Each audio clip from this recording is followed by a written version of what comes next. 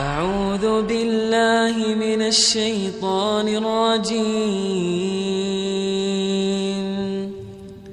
بسم الله الرحمن الرحيم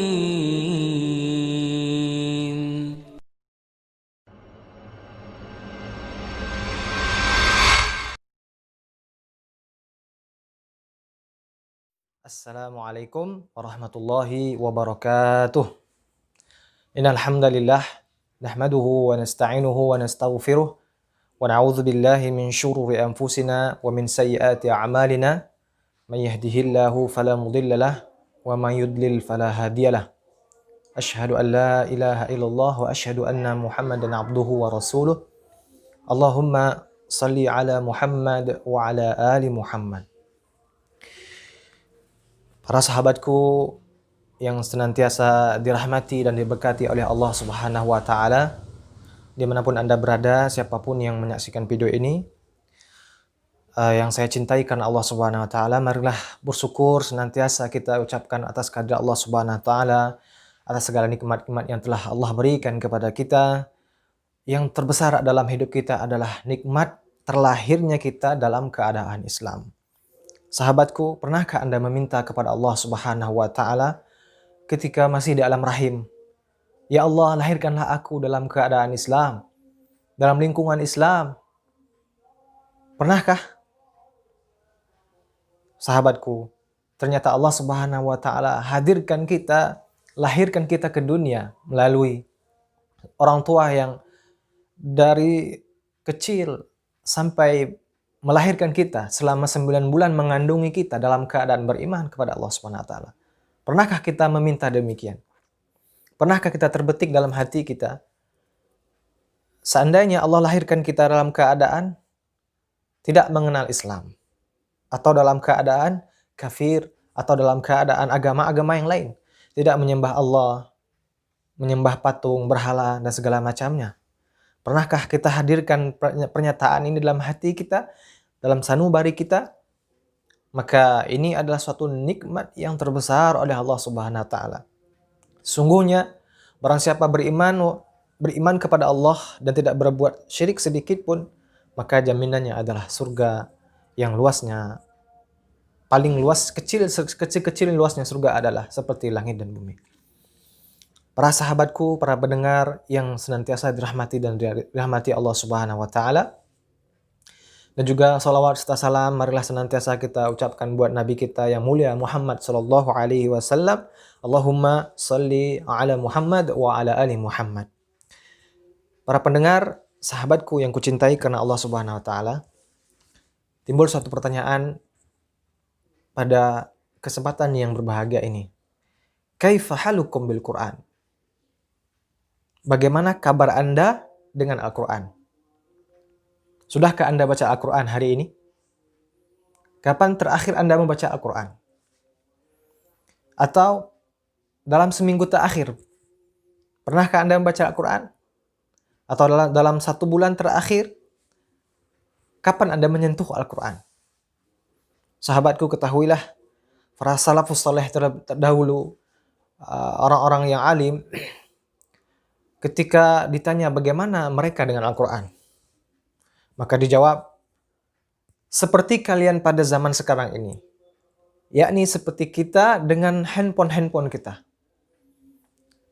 Ya, sama-sama kita sadari bahwasanya handphone tidak terlepas dari kehidupan kita sehari-hari, terutama zaman canggih saat ini, zaman yang penuh dengan kemajuan dan teknologi. Mungkin dari kita tidak bisa terlepas dari handphone. Bahkan saking akrabnya dengan handphone, mungkin selesai salam Al-Quran, yang terbetik dalam pikiran kita adalah langsung ingin mengecek status WhatsApp teman-teman, atau mengecek pesan dari grup, atau mengecek status-status sahabat-sahabat kita di Facebook. Itu yang selalu kita terlintas ketika selesai dari sholat fardu kita. Kaum muslimin,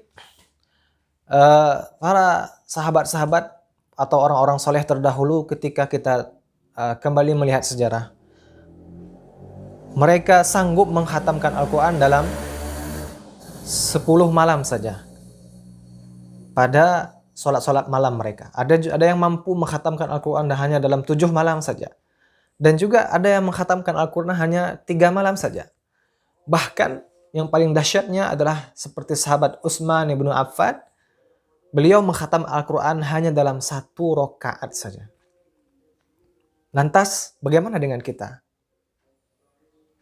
Sesungguhnya ini menjadi suatu pertanyaan yang cukup berat, ya, menimbang kita ketika membaca Al-Quran mungkin 1 halaman atau bahkan 2-3 ayat sudah timbul mata ini berat atau ngantuk.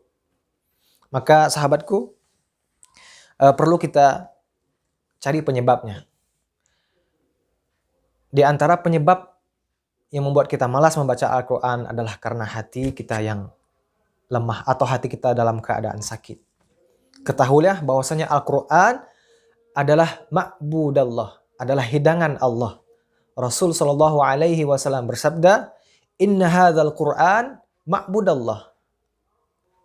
Sungguhnya Al-Quran ini adalah hidangan terlezat dari Allah Subhanahu wa taala untuk hamba-hamba yang Ia cintai. Maka jangan salah.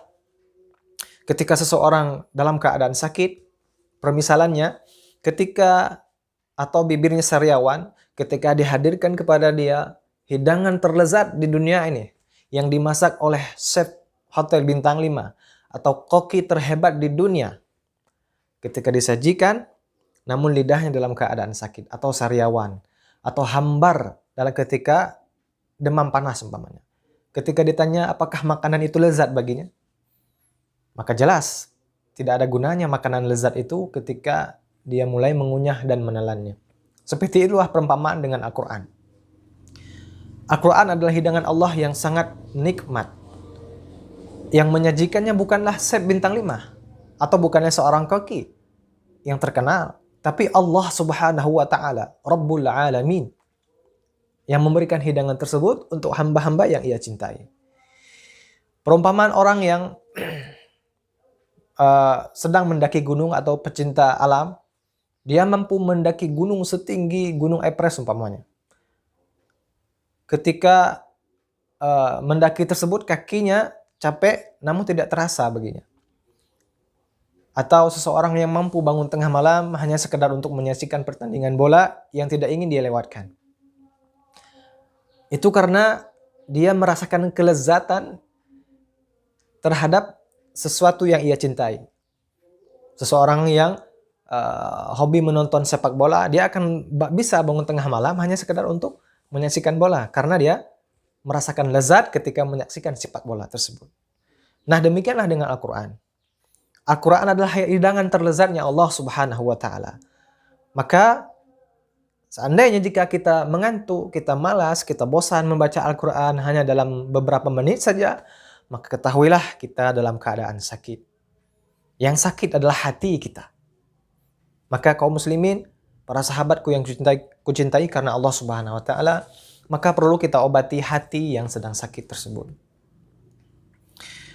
Salah satu penyakit hati yang mungkin tanpa kita sadari adalah riya. Kita beribadah ingin dilihat oleh teman-teman kita, atau sum'ah.